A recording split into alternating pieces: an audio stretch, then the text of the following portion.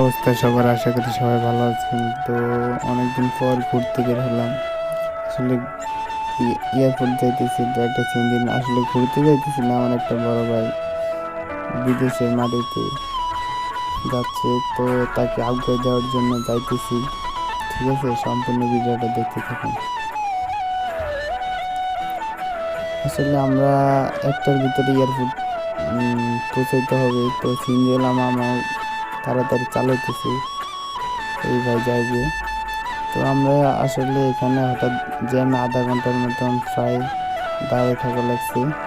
দিয়ে তিনাকে যাইবে তাই সার্জেন্ট আটকে রাখছি।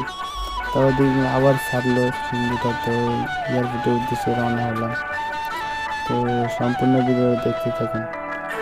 আজকের ওয়েদারটাও সেই ছিল, ভিউটা অনেক সুন্দর। সিন্ধুতে ঘোরার মজাটাই আলাদা।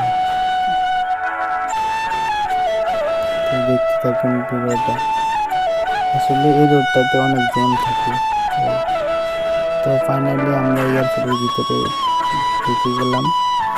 তো সিএনজি যাইতেছি, আমরা টানেলে উঠতে হবে, 2 নম্বর টানেলে উপরে উঠতে হবে।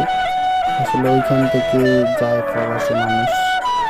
প্রবাসী দেখুন কত গাড়ি যাইতেছে সিএনজি। তো ফাইনালি দেখা যাচ্ছে টানেল।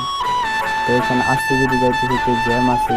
তো ভিতরে অনেক হাজার হাজার মানুষ, সবাই তার আপনজন নিয়ে আসছে, কান্না করতেছে। আসলে এখানে আসলে বোঝা যায় কত মানুষ দেখা যায় তার আপনজন বিদেশ যাচ্ছে, সবাই চলে যাইতেছে, আবার আল্লাহ না কবে আনবে।